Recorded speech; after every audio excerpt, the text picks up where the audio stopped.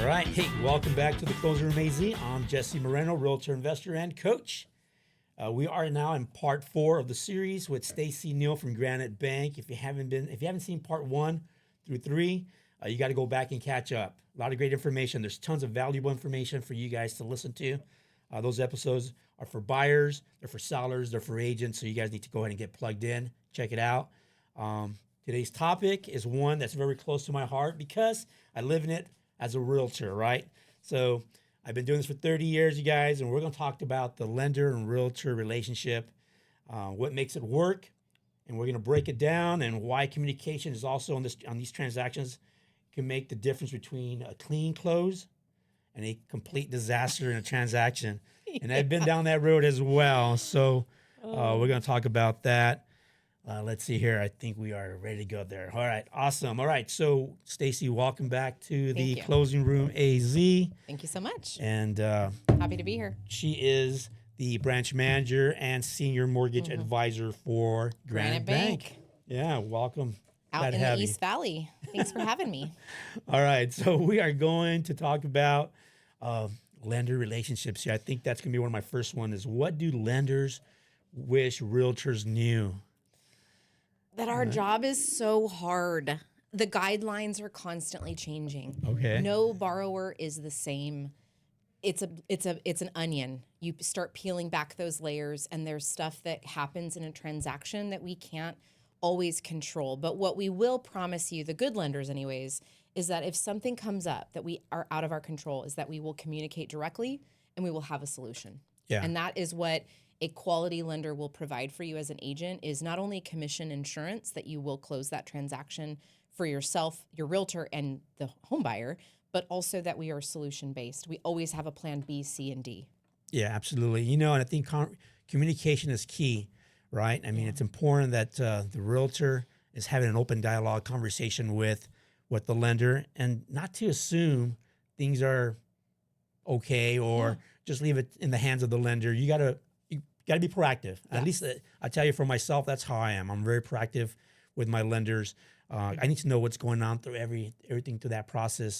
That way there's some strong communication and there's no mistakes throughout that process because it could happen and then it could escalate really quick. It can escalate really quick and transactions can get canceled, and we don't want that to happen. So I think it all comes down to your upfront process. Are you issuing a solid pre-qualification or pre-approval with documentation? Are you looking ahead on what's going to happen, and are you giving that client do's and don'ts on how to avoid issues? Absolutely. You know, I think I'll tell you guys what, the best lender for me, the best lender that I ever worked with, at least I would tell you, would call me before there was a situation. And they're resolving that situation even before I call. I call it the solution. The solution. There's a solution already before I make the phone call. Right. Because I have to have a plan for us and for the home buyer. Right. So, yeah. And that should be the standard. And I'm assuming that's the standard for you? It is the standard for me. I will say that, not all lenders do it that way. And I think that's what leads to a lot of mistrust in the community with home buyers and lenders and also realtors and lenders. So, keeping everyone in the loop is going to be key in any transaction, right? Mm-hmm.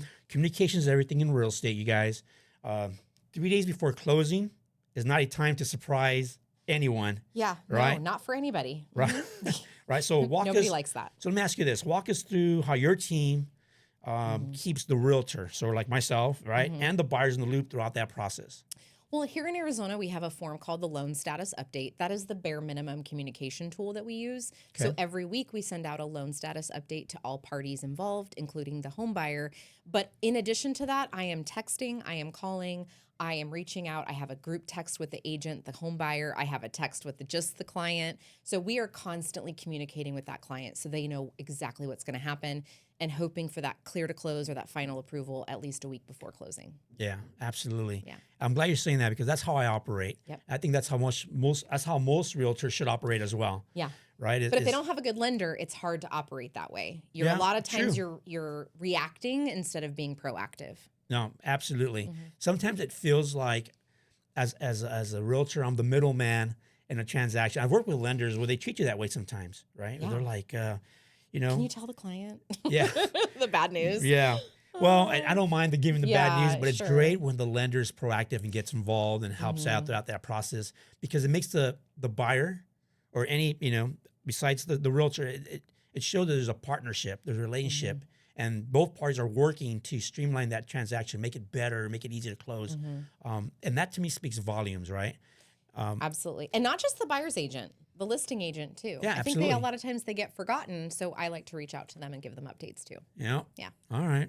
Well, I think that overall, in this conversation that we've been having, I'm seeing a little bit something different from Stacy. We just barely met. We did. All right. I'm being just so you guys know, it's not a lender I've been working with for a while. I finally got a chance to meet her recently. And I said, I got to have you on my podcast. I want to hear a little bit more about your personal side and a little bit about how you operate. And I got to tell you, I'm impressed in what I'm hearing. I like what I'm hearing. Thank you. So I work with some good lenders. Yes, you do. You really do. Yeah. But and like I mentioned before, I'm pretty loyal as a realtor. But I think I like what I'm hearing. I really do. Loyalty is really important when it comes to the realtor and lender relationship. And I think the trust transfer between the real estate agent and the lender, you got to trust me before the client can trust me. And I think that is what lenders forget, and that's what realtors forget too, is we have to establish the trust first before we can include a buyer. Right. So partnership, relationship building is key in this business. Yes, it is. It's not about just finding yourself a realtor and saying, hey, I'm just going to submit my transaction here and see what they could do. It's a little bit more than that. You gotta do some interviewing. You gotta vet them. Right. Yes. Absolutely. Yes. All right. You gotta go to a quality realtor. All right, absolutely. Well, Jesse. we are going to wrap up on this one. It's moving along pretty darn quick. Yes. Stacy, tell me, how can we reach out?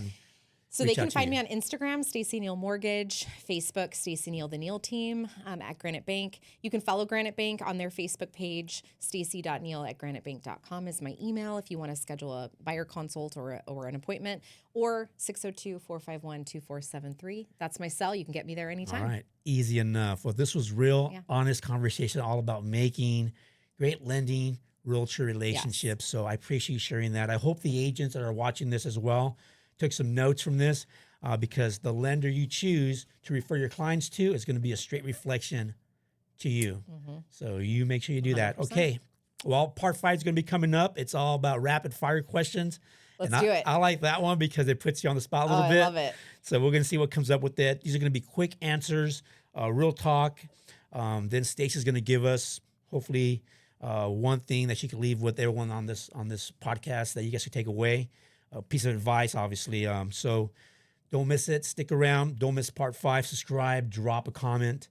Scan the QR code that you see there on the screen. And thanks for hanging out with us here at the Closing Room AZ. I'm Jesse Moreno. And again, real talk, real conversations. Have a blessed week, everyone. And remember, set no limits.